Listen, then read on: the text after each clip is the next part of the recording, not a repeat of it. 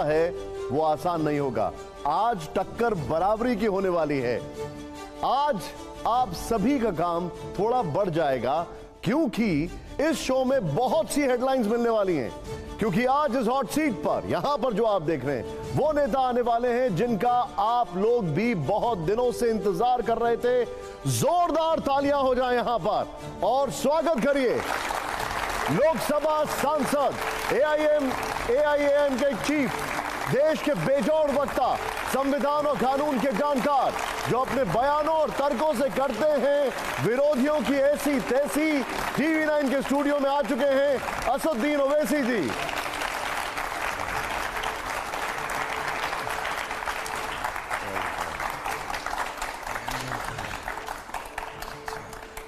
नमस्कार सर, स्वागत है आपका। बहुत बहुत शुक्रिया, आपने जो समय निकाला। जी शुक्रिया। हमने सुना है कि ओवैसी साहब अपने जमाने के पेस बॉलर रहे। बाउंसर्स काफी फेंकी होंगी, लेकिन अभी भी आप बाउंसर्स चलाना भूले नहीं। आप राजनीति के विवाद पर हर एक बाउंसर आपका आ ही जाता है। जी, आप लोगों की मेहरबानी है। मुझे एक चीज बताइए, शुरुआत करना चाहूंगा आज एक ऐसी खबर से जो हम सभी लोग सुन रहे हैं, हैरान हैं, परेशान हैं, और सबसे बड़ा मुद्दा है मणिपुर, जो दर्दनाक घटना हुई है। वो वीडियो सबको शर्मसार कर रहा है। आपका रिएक्शन क्या होगा उस पर? नहीं, मुझे इस बात की बड़ी तकलीफ है कि 2 महीने पहले इस तरह की घिनौनी हरकत उन 2 महिलाओं से की गई। अब मुझे ये सोचकर बड़ी तकलीफ होती है कि कल जो वीडियो निकला तो उन पर और क्या गुजर रही होगी। उस वक्त तो उनसे जो हैवान में सलूक नहीं करेंगे, जो सलूक किया गया, अब 2 महीने के बाद वो दोबारा रिलीव कर रहे हैं। और सारी दुनिया ने उनके चेहरों को देख लिया, उनको जान लिया। अब क्या गुजर रही होगी उन पे, आप सोचिए। हम सबको सोचना चाहिए कि अगर वो 2 महिला हमारी कोई माँ होती, हमारी बेटी होती, बहन होती, तो हमारा रिएक्शन क्या होता, हम किस तरह से रिएक्ट करते। और नॉर्थ ईस्ट वो जगह बड़ी छोटी जगह है और कुकी कम्युनिटी सिर्फ 16% है मणिपुर में। तो ये तो बहुत जुल्म हुआ उन लोगों पर। और जो तरफ़े तमाशा ये है कि हमारे देश के प्रधानमंत्री सिर्फ वीडियो को देखकर भारत को चलाते हैं। अगर कल वो वीडियो नहीं निकलता तो प्रधानमंत्री जिक्र भी नहीं करते थे, क्योंकि वीडियो निकल गया तो प्रधानमंत्री को रिएक्ट करना पड़ा। अगर देश वीडियो निकलने से चलता है तो फिर बड़ा मुश्किल हो जाएगा। और 2 महीने के कितने 70 दिन के बाद प्रधानमंत्री रिएक्ट करते हैं, और जैसा वीडियो निकलता है तो 4 लोगों को पकड़ा जाता है। हकीकत दुनिया जानती है कि उन दोनों महिलाओं को एक महिला के पिता और भाई के साथ पुलिस कस्टडी से उनको उतार कर, उनके कपड़े उतार कर उनका रेप किया गया। और ये 2 महीने से चल रहा है। प्रधानमंत्री कर्नाटक के इलेक्शन में नहीं बोले, अभी भी नहीं बोलना चाह रहे हैं। तो जब तक मणिपुर का मुख्यमंत्री रहेगा, वहाँ पर कुकीज़ के ऊपर जुल्म चलता रहेगा। प्रधानमंत्री जान लीजिए उसको नहीं हटाएंगे। हम ये समझते थे कि 2002 के बाद बीजेपी ने कुछ सीखा होगा, कम से कम पीआर मेंटेन करने का तरीका सीखा होगा। इंसाफ तो खैर करना उनसे बड़ी बात है, मगर वो नहीं सीखे, नहीं सीखना चाह रहे, और वो जुल्म जारी रहेगा। मणिपुर में आप अंदाज़ा लगाइए कि अगर 6000 हथियार लूटे गए, 60,000 गोलियां लूटी गई, अगर उसमें से 20 हथियार कश्मीर में लूटे जाते तो पूरे भारत में बीजेपी का प्रोटेस्ट होता। बोलते कि आतंकवादी लूट कर चले गए। क्योंकि बीजेपी की सरकार है और देश की जनता में एक नफरत दिलो दिमाग में डाल दी गई है, तो समझते हैं कि नहीं भाई हम कुछ नहीं बोल सकते। लेकिन मोदी हमारा रैम्बो है। बीजेपी का कहना है कि संसद शुरू होने से पहले इस वीडियो को जानबूझकर रिलीज किया गया। इसकी टाइमिंग जो है वो इसलिए की गई जिससे कि संसद प्रभावित हो। ये बेशर्मी की हद है और बेहुदेपन की हद है। और इससे जाहिर होता है कि बीजेपी के पास उन महिलाओं की और उन मणिपुर में जो लोग 130 लोगों की जो हत्या हुई है, कई महिलाओं का रेप हुआ है, ये मैं नहीं कह रहा हूँ, कल बीजेपी के 7 MLAs ये कह रहे हैं कि ये 1-2 महिला नहीं है, कई महिलाओं का रेप हुआ है। वीडियो जारी किया गया, किसने जारी किया बताइए? वहां तो इंटरनेट बैन आपने लगा के रखा है, कौन जारी किया? लगा दीजिए NIA उस पर, एक NIA का इन्वेस्टिगेशन करवा दीजिए, UAPA लगा दीजिए। माने बजाय उसके कि पीड़ित परिवार से आप हमदर्दी दिखाते, आपको तकलीफ इस बात की है कि हम बेशरम हो गए। बीजेपी को इस बात की तकलीफ है कि हम नंगे हो गए, वो महिला का क्या होगा बताइए? वीडियो निकला उसकी तकलीफ है, संसद शुरू हो रहा है वीडियो निकल रहा है। अरे वे 70 दिन से चल रहा है। एक बात सुन लीजिए, जो एडिशनल एफिडेविट सुप्रीम कोर्ट में दाखिल किया गया वो तो कॉन्स्पिरेसी का हिस्सा नहीं हो सकता, जिसमें एक कुकी शख्स का, बीजेपी के विधायक का एक PRO है जिसने उसका सर काटकर सर हाथ में पकड़ा हुआ है और उस सर को उस पर फेंस पर लगाता है। ये सुप्रीम कोर्ट के एफिडेविट में लिखा गया। अब बीजेपी के इसको भी कहेगी कि ये झूठ है। तो ये सब हो रहा है वहां पर। 300 चर्चेस को जला दिया गया। ऑस्ट्रेलिया, कनाडा में अगर किसी मंदिर के ऊपर कोई ग्रेफिटी उतारता है तो देश के प्रधानमंत्री फोन उठाकर या एक्सटर्नल अफेयर्स के लोग ऑस्ट्रेलिया की सरकार से, कनाडा की सरकार से अपनी तकलीफ का इजहार करते हैं। तो 300 चर्चेस तो भारत में जला दिए गए, मणिपुर में। अच्छा, मुझे एक बात बताइए ओवैसी साहब, आप सभी लोग कहते हैं कि प्रधानमंत्री इस पर कुछ बोले नहीं। प्रधानमंत्री ने कल स्टेटमेंट दिया, उन्होंने कहा उनको बहुत क्रोध है और कार्रवाई होगी इसके ऊपर। प्रधानमंत्री जब अमेरिका से लौटे तो पहली उनकी जो मीटिंग थी, जो बातचीत हुई, मणिपुर पर हुई। गृह मंत्री क्या सरकार के रिप्रेजेंटेटिव नहीं है? गृह मंत्री खुद वहां पर गए। तो क्या ये कहना, देखिए आपकी हर बात, चलिए मैं झूठ बोल रहा हूं। गृह मंत्री कब गए? गृह मंत्री गए 5 हफ्तों के बाद। गृह मंत्री जाकर वहां पर अमित शाह साहब ने कहा था कि मैं 15 दिन में फिर लौट कर आऊंगा। 15 दिन से ज्यादा का वक्त हो गया।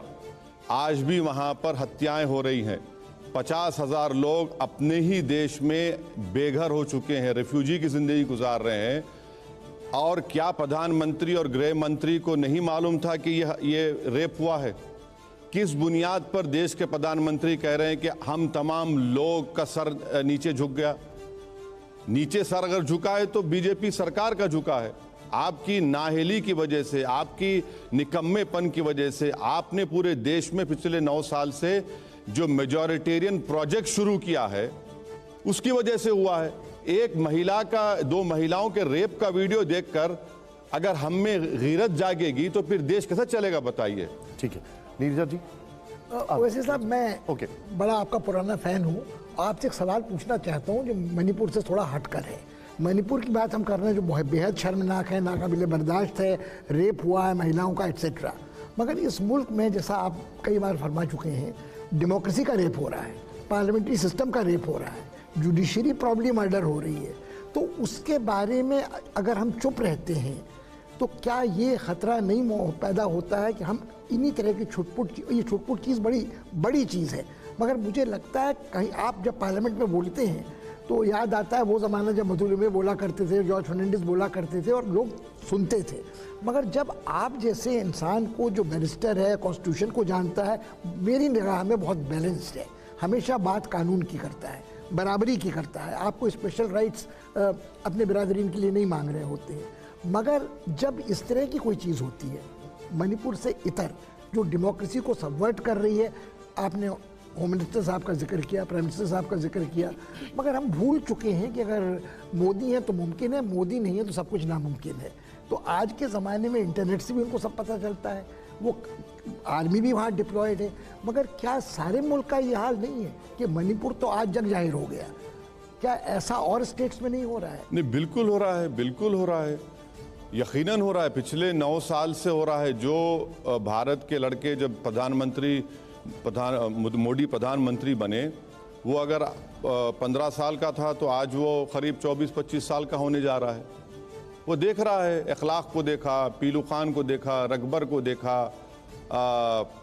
आपने अगर कोई दलित परिवार का घोड़े पर बैठकर जा रहा है या मोटरसाइकिल बारात में जा रही है तो उन पर हमले होते हैं।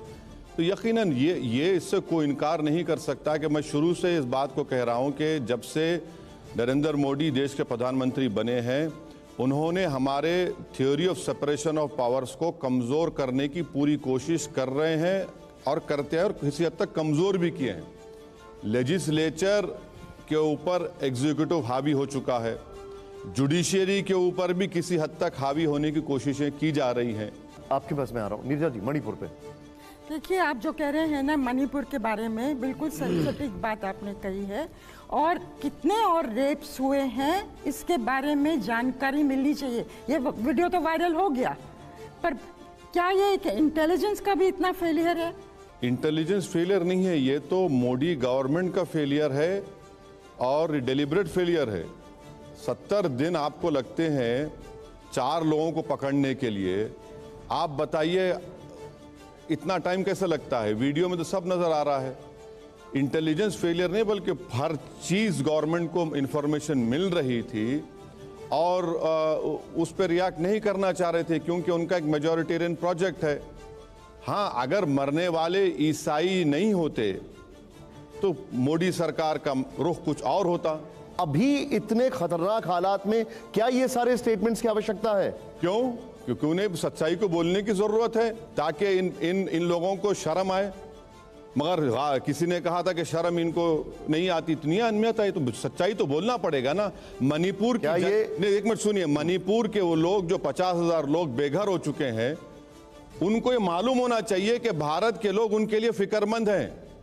उन पर जो जुल्म हो रहा है, उनको ये बात मालूम होनी चाहिए कि हम तुम्हारे बहते हुए आंसुओं को देख रहे हैं।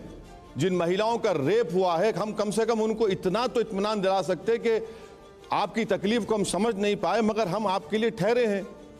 भाई, देश के प्रधानमंत्री कल मणिपुर चले जाएं और जाकर उन कुकी लोगों से मिले, मेटी के लोगों से मिले, नागाज से मिले और उनको प्रधानमंत्री इत्मीनान दिलाकर आए। आप यकीन जानिए जल्द से जल्द हालात नॉर्मल हो जाएंगे। आरोप पे तो आप पे भी लग रहे हैं कि राहुल गांधी गए, लेकिन ओवैसी साहब यहां से बयान दे रहे हैं। ओवैसी साहब मणिपुर क्यों नहीं गए? देखिए सर, जिस दिन मैं गलती से देश का प्रधानमंत्री बन जाऊंगा, आपको भी लेके जाऊंगा, सब जनता को लेके जाऊंगा। राहुल गांधी प्रधानमंत्री हैं? मैं प्रधानमंत्री हूं। नहीं, लेकिन राहुल गांधी प्रधानमंत्री हैं। सर, मैं आपसे बड़े हाथ जोड़ के रिक्वेस्ट करूंगा, आप मुझे मोदी से कंपेयर करिए, इन इलिटिस्ट बड़े बड़े खानदान के परिवार से मत करिए। मैं अपनी मेहनत के बलबूते पर आया हूं, मुझे मत कंपेयर करिए। आप बड़े लोगों से कंपेयर क्यों कर रहे हैं मुझे आप? मैं राहुल गांधी से पहले मणिपुर कह रहा हूं, मैं राहुल गांधी से पहले चाइना कह रहा हूं। मेरे स्टेटमेंट्स है, उसका निकाल कर देख लीजिए, हजरत गूगल पर जाकर देखिए कहां से कहां हम कब से बोल रहे हैं। मैं आपके सवाल से जोड़ रही हूँ। मोदी जी नहीं गए, राहुल गांधी गए, अपनी जगह है जो है। आपकी तरफ से क्या पहल हो सकती है इस समय ये संदेश देने के लिए? हम कम से कम ये कर सकते हैं कि हम उनकी तकलीफ को बयान कर रहे हैं। कोई बात ही नहीं करना चाह रहा है नॉर्थ ईस्ट के बारे में, मणिपुर के बारे में। हम बात कर रहे हैं, हम बोल रहे हैं कि हाँ, वहां पर ये जुल्म हो रहा है, तकलीफ हो रही है। कम से कम उनको ये एहसास तो पैदा हो कि वो अकेले नहीं खड़े हैं। जो मणिपुर में हो रहा है वो उसमें जातीय ध्रुवीकरण साफ दिखाई दे रहा है, धार्मिक ध्रुवीकरण दिखाई दे रहा है, मैतेई और कुकी के बीच में हो रहा है। आप अपने ध्रुवीकरण वाले बयानों के लिए जाने जाते हैं, क्या आप इस मन से कहेंगे कि इस पर ध्रुवीकरण की राजनीति नहीं होनी चाहिए? अरे भाई, मुझे आपके बोलने पर क्यों बोलूंगा मैं? आपको लगता है कि मैं जो बोल रहा हूं उसमें ध्रुवीकरण कर रहा हूं। मेरा मानना ही है कि मैं सच्चाई को बयान कर रहा हूं। अब आपके लिए मैं क्या कल अपने शेरवानी का रंग बदल लूं, गेरवा पहन लूं, या क्या करूं? मैं आपके लिए क्यों करूं? आपके बोलने पे क्यों करूं? मैं सरकार को आईना दिखा रहा हूं जो सरकार नहीं देखना चाह रही है। ओवैसी साहब, एक बात बताइए मुझे, जब हम सवाल पूछते हैं मणिपुर का और आपका स्टेटमेंट आता है, ठीक है, लेकिन राजस्थान या छत्तीसगढ़ पे ओवैसी साहब क्यों नहीं बोलते हैं? एक मिनट सुन लीजिए, एक मिनट, आप थाली मारिए, जोरदार मारिए, मैं जो बोलूंगा उस पर खामोश बैठ के सुनिए। अभी सुनिए, राजस्थान में एक परिवार को, उन्हीं के परिवार का एक आदमी जाकर गला काट कर उनके परिवार को जला देता है। नंबर 1, ये कब हुआ? 2 दिन पहले हुआ। 2 दिन पहले हुआ। इन महिलाओं का रेप कब हुआ? 70 दिन पहले हुआ। यहां पर सरकार, मैं कोई कांग्रेस का सपोर्टर नहीं हूं, ना कभी रहूंगा इंशाल्लाह। यहां पर इन्होंने कम से कम उनको पकड़ा, वहां पर उन्होंने क्या किया, 70 दिन के बाद आपने 4 लोगों को पकड़ते हैं। कहीं पर भी जुल्म हो उसका कंडेमनेशन होना चाहिए, मगर जहां पर स्टेट कॉम्प्लिसिट हो जाता है, जहां पर रूलिंग पार्टी प्रोटेक्ट करता है कातिलों को, रेपिस्ट को, वहां पर मसला पैदा हो जाता है। कल से मैं देख रहा हूं मणिपुर पर तमाम लोग समस्याओं को गिना रहे हैं और अपराधी के बजाय सारे लोग जो है नेताओं के बारे में बोल रहे हैं। कोई ये नहीं कह रहा है कि कम से कम इस तरह के हीनियस क्राइम के लिए कोई ऐसा डिटरेंट कायम किया जाए जो कैपिटल पनिशमेंट से भी बड़ा हो। कोई क्या विकल्प है इस देश का? आप भी जानते हैं कि सर मोदी की आज इस्तीफा दे देने से एक कुकी समस्या जो वहां की है सब सॉल्व नहीं हो जाएगी। सोल्यूशन पॉइंट क्या होगा? सोल्यूशन एक ही है sir, rule of law. Rule of law का इंप्लीमेंटेशन होना चाहिए, सेलेक्टिव इंप्लीमेंटेशन ऑफ लॉ नहीं होना चाहिए। अगर कानून हम बनाते हैं तो सब पर उसका इंप्लीमेंटेशन हो। आप कानून बना दिए हैं मगर कानून इस्तेमाल नहीं कर रहे हैं। आप कैसे छोड़ते हैं किसी को बर्थडे का केक काटने के लिए? आप कैसे छोड़ते हैं किसी को इसलिए कि नहीं हमारे पास स्टेट का पावर है, उसकी माँ का रेप हुआ, उसकी बहन का रेप हुआ, उसके बच्ची का कत्ल हुआ, फिर उसका रेप हुआ, आप उनको छोड़ दिए। रूल ऑफ लॉ का इंप्लीमेंटेशन होना चाहिए। रूल ऑफ लॉ तो होता नहीं है, आप सेलेक्टिव तरीके से कानून को इंप्लीमेंट करते हैं। और ये मणिपुर में मैं आपको कह रहा हूं कि सिर्फ 2 महिला नहीं है, ऐसे कई महिलाएं हैं, कई महिलाएं जिनका रेप हुआ है, निकल कर नहीं आ रहा है। ठीक है, अब मैं सर शुद्ध राजनीति पर आता हूं। आ जाइए आ जाइए।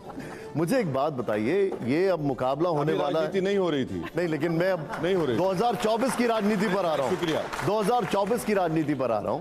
अगर अब बात की जाए तो मुकाबला यूपीए नहीं बल्कि एनडीए जो है वर्सेस इंडिया होने जा रहा है। ये जो नया नाम है यूपीए का, इंडिया, इस पर आप क्या कहेंगे? अब देखिए, ये इस तरह के नाम सब बहुत चलते आए हैं। मोहतरमा इंदिरा गांधी साहिबा जब वज़ीर आज़म थी उस वक्त भी चला, फिर उसके बाद जनता पार्टी की सरकार आई उस वक्त भी चला, फिर राजीव गांधी प्रधानमंत्री बने जब भी चला, वाजपेयी साहब 2004 में शाइनिंग इंडिया बोले थे तो ये शाइनिंग निकाल दिए क्योंकि उन पे शाइन होना है अभी, तो अब ये दूसरा कर रहे हैं, चलेगा ये। मुझे देखिए, ये सब चीजें अलग बात है। आप 2024 में डायरेक्ट सवाल पूछ रहा हूं। जहां तक इलेक्शन लड़ने की बात है, इलेक्शन लड़ना आजकल सिर्फ भाषणों से इलेक्शन नहीं लड़ते आपको जमीन पर ऑर्गेनाइजेशन की जरूरत पड़ती है। आपको साल के टर्म के 5 साल नहीं तो कम से कम 3 साल आपको काम करना पड़ता है, जनता के दरमियान में रहना पड़ता है। आपको एक सोशल मीडिया की टीम होने की ज़रूरत है, आपको एक डेटा क्रंचर्स आपको चाहिए। अगर आप समझ रहे हैं कि नाम बदलने से जीत जाएंगे तो मुबारक हो आपको।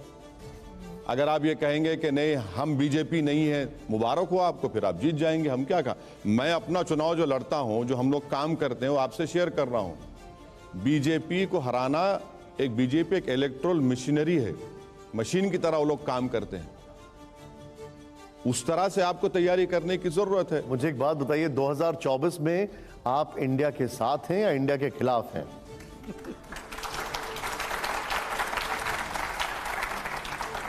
मुझे नहीं मालूम आपकी नजर में इंडिया का मतलब क्या है।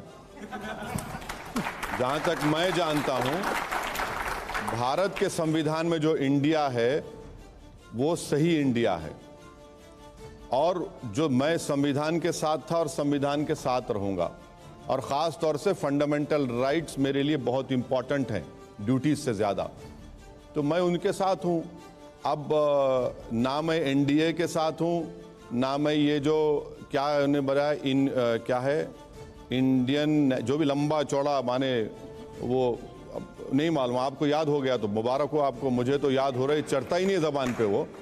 तो ये तो संभव नहीं है आपको याद ना हो, बट एनीवे नहीं, आपने बहुत अच्छे से मनूवर कर दिया उसको। देखिए जब 2004 से 2012 तक हम यूपीए की सपोर्ट किए थे, और उस वक्त सपोर्ट किए थे जब न्यूक्लियर डील में ये कम्युनिस्ट पार्टी के लोग डॉक्टर मनमोहन सिंह के खिलाफ खड़े थे, बीजेपी के साथ खड़े थे।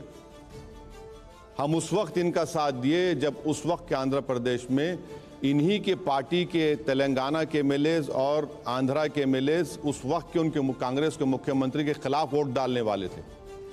हम इनका उस वक्त साथ दिए जब प्रणब मुखर्जी प्रेसिडेंट का इलेक्शन लड़ रहे थे, तो इनको ये डर था कि इनके आंध्रा के एमएलएज जगन मोहन रेड्डी के साथ चले जाएंगे तो इनको शर्मिंदगी होगी, वोट नहीं मिलेगा। तो इन्हीं लोगों के बोलने के ऊपर हम जगन मोहन रेड्डी से मिलने जेल में गए थे। नहीं, लेकिन तुम सुन तो लीजिए, जेल में गए थे। अभी क्लाइमेक्स आ रहा है। जेल में गए थे, जेल में हम जगन मोहन रेड्डी को मिले। उन्हें अच्छा, इन्हीं लोगों, इतना सब बहुत कुछ किया हमने, इसके बाद इन्हीं लोगों ने हमको 10 दिन जेल में ही बिठाया। हम ससुराल को नहीं गए, वहां पर जाकर मालूम हुआ कि जेल हमारा ससुराल है। तो ये सब होता है, इन्हीं लोगों की वजह से होता है। तो आप ये मत समझिए कि जो लोग आज जब सत्ता में रहते हैं तो इनका रूप कुछ और होता है, अब जब सत्ता में नहीं रहते तो ऐसा लगता है कि भाई कितने नरम हो गए, रेशम की तरह नजर आ रहे हैं। तो हम सब देखें, दूध के जले छाछ को भी फूक फूक कर पीते हैं ना, वो हाल है हमारा। लेकिन क्या आपको दुख है कि विपक्षी एकता में नहीं बुलाया गया? नहीं सर, मुझे देखिए, हमारी कोशिश ये होगी कि तीसरी मर्तबा इस देश के प्रधानमंत्री नरेंद्र मोदी ना बने। अब प्रॉब्लम यह है कि अगर कल ये लोग हार गए तो क्या बोलेंगे, ये ओवैसी की वजह से हारे। और अगर कल ये लोग चुनाव लड़ेंगे बीजेपी एनडीए, तो बली का बकरा मुल्ला जी को बना देंगे कि इनकी वजह से हम लोग वैक्सीन नहीं बना सके, मुसलमान की वजह से कोविड फैल गया, कपड़ा देखकर पहचानो इन लोगों को, देश के प्रधानमंत्री ने कहा था। ये प्रेजेंट पोजीशन है।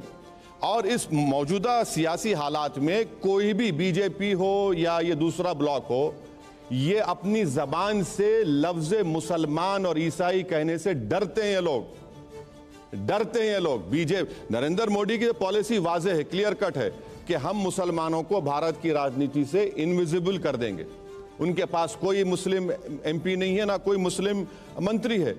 ये जो दूसरे लोग हैं ये डरते हैं, बोलने से डरते हैं, कतराते हैं। अरे भाई, अगर रब मुसलमान के बारे में कुछ बोलेंगे तो हिंदू भाई बहनों का वोट नहीं मिलेगा। तो फिर आप में बीजेपी में फर्क क्या है, बताइए ना। हम तो यही हमको ये बचपने में हमारे माँ बाप ने सिखाया कि जहालत का मुकाबला इल्म से होता है, अंधेरे का मुकाबला रोशनी से होता है, जुल्म का मुकाबला इंसाफ से होता है। तो यहां पर क्या होगा, जुल्म का मुकाबला ताकत से होगा, अंधेरे का मुकाबला अंधेरे से होगा, जहालत का मुकाबला और ज्यादा जहालत से होगा। तो ले लीजिए। मैं आपको कुछ नाम गिनाता हूं, नरेंद्र मोदी, राहुल गांधी, अरविंद केजरीवाल, तेजस्वी यादव, ममता बनर्जी, इन सब से आपकी लड़ाई है। आखिर राजनीति में दोस्त भी तो होने चाहिए।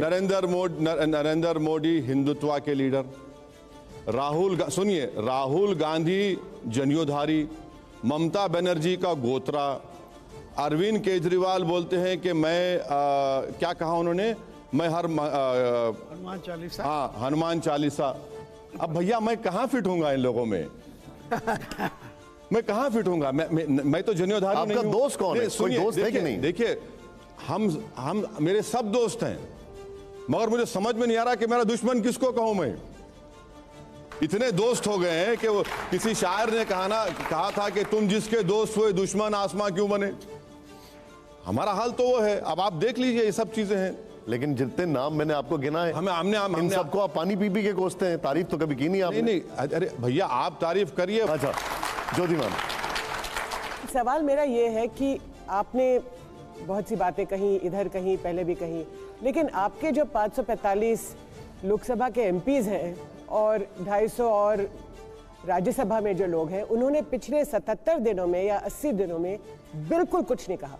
तो ये जो मौन व्रत आप जैसे पॉलिटिशियंस ने या नहीं, मुझे शामिल मत करिए उन लोगों में। आप नहीं, लेकिन जो आपके कॉलीग्स हैं ना, आपके भी दोस्त भी होंगे उनमें, तो आप लोगों ने क्या बिल्कुल ये मौन व्रत धारण करके रखा हुआ था क्या पिछले 80 दिनों में कि कुछ नहीं कहा जाए?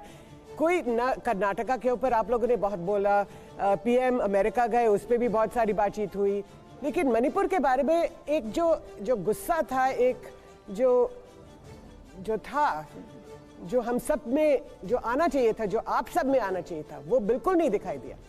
अब मैडम, मैं तो दूसरे पार्टी के एमपीज के बारे में बोलना मेरे अख्तियार में नहीं है। ये तो उनको बोलना चाहिए कि क्यों उनमें इंसानियत नहीं जागी, क्यों उन लोगों में महिलाओं से इंसाफ की एक आग क्यों नहीं जली उनके दिलो दिमाग में। मैं तो नहीं बोल सकता उनके बारे में। आपका सवाल बिल्कुल जायज़ है।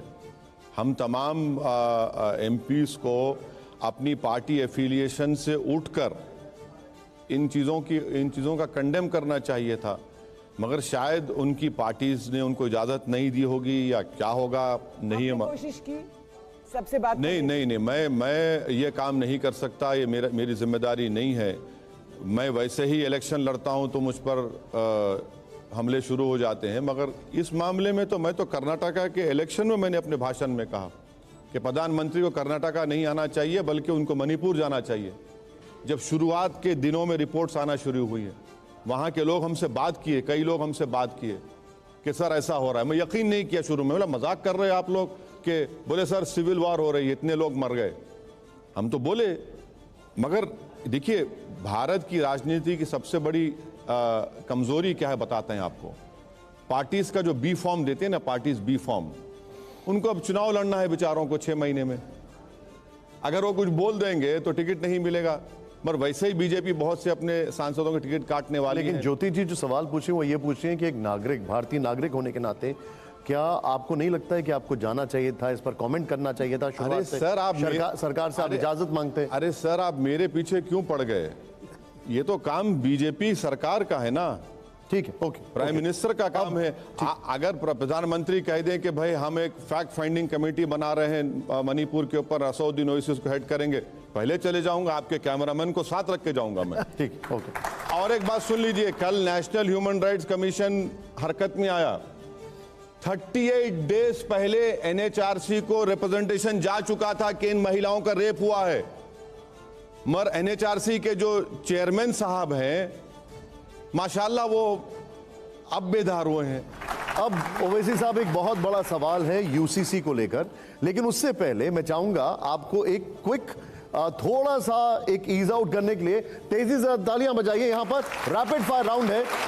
मैं 2 तस्वीरें दिखाऊंगा ओवैसी साहब, और 2 तस्वीरों में से आपको एक तस्वीर चुननी है, उस पर एक सवाल होगा, बोलना नहीं है। दिखाइए जरा पहली तस्वीर। देश का दूरदर्शी नेता कौन है? ओवैसी साहब ये देखिए तस्वीर आपके सामने, यहां पर एक तरफ है नरेंद्र मोदी जी और दूसरी तरफ है राहुल गांधी जी। ओवैसी साहब आपका रिएक्शन। मेरी फोटो क्यों नहीं है उसमें? आप इन दोनों में कौन है? सुनिए, आप कम से कम मुझे बुलाकर तौहीन तो मत करिए ना, मेरा भी तो थोड़ा ईगो होगा। I am also twinkle twinkle little star. आपकी राय है, आप तो मेहमान हैं। तो मैं नॉर्थ पोल स्टार है, मैं तो छोटा स्टार हूं, तो आप ये मैं नहीं कह सकता कुछ भी इस बारे में। ठीक है, अगला सवाल। अब अगला सवाल आपके लिए, जोरदार तालियां हो जाए पहले तो। आइए जरा प्ले ऑन करिए। ओवैसी जी के लिए पहले क्या है, शरीयत या संविधान? ये कोई बीजेपी के लोगों से सवाल आज तक नहीं किया गया है। बिल्कुल किया है सर हमने। सुन लीजिए, आपको हम इसका जवाब दे रहे हैं। आप मौलाना अबुल कलाम आज़ाद को नहीं जानते, अगर जानते तो इस तरह का सवाल हमसे नहीं करते आप। मौलाना अबुल कलाम आज़ाद जो सालों जेल में रहे और जेल में रहकर उन्होंने कुरान करीम का तर्जुमा लिखा, भारत के पहले एजुकेशन मिनिस्टर थे। मौलाना आज़ाद ने अपनी तकरीर में कहा था कि मुझे बहैसियत मुसलमान इस बात का फ़ख्र है कि मैं 1000 साल से जो इस्लाम भारत में है, मैं उसकी एक एक चीज़ को छोड़ नहीं सकता, और ना ही मैं इस देश के एक एक कल्चर को छोड़ सकता हूं। ये मौलाना आज़ाद ने कहा था। तो आपके सवाल का जवाब ये है। मेरा अगला सवाल आपसे यह है ओवैसी साहब, जरा प्ले ऑन करिए इसको। यहां पे अगला सवाल, आजादी की लड़ाई का नायक कौन? विनायक दामोदर सावरकर जी या मोहम्मद अली जिन्ना जी? कौन है इन दोनों में से? गौर से देख रहा हूं, दोनों एक ही नजर आ रहे मुझे। ओके, अगला सवाल प्ले ऑन करिए। अगला सवाल जरा, अल्पसंख्यकों का हमदर्द कौन है? ओवैसी साहब, इनमें से कोई एक बताइए अगर आपको लगता हो तो। अखिलेश यादव, ममता बनर्जी, राहुल गांधी, मायावती, कौन कोई एक लगता है आपको इनमें से? सबने बेड़ा गर्क किया अल्पसंख्यक समाज का। किसी ने डराकर, किसी ने मुस्कुराकर, किसी ने मुशायरे कराकर, किसी ने खवाली कराकर, सब ने ऐसा ही हमको कभी चॉकलेट दे दिया, कभी लॉलीपॉप दे दिया, कभी मीठी मीठी बातें की। और अब देखिए, अब जो मोहतरम लाल टोपी पहने हुए हैं, उनका मामला ये है कि उत्तर प्रदेश में मुसलमानों की तारीख में इतना वोट उनको नहीं मिला, कभी नहीं मिला किसी पार्टी को। उनको वोट मिला तब भी बीजेपी को नहीं हरा पाए। अब जब उन्हीं के पार्टी के एक एमएलए का पेट्रोल पंप तोड़ा जाता है तो ये बोल नहीं सकते।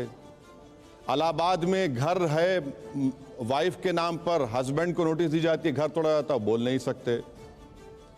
अब जो मैडम बाजू हैं, बड़ी फाइटर हैं, अपने बलबूते पर राजनीति में पार्टी बनाई है, कभी जाकर वहां पर मुसलमानों का एजुकेशनल सोशल स्टेटस देख लीजिए।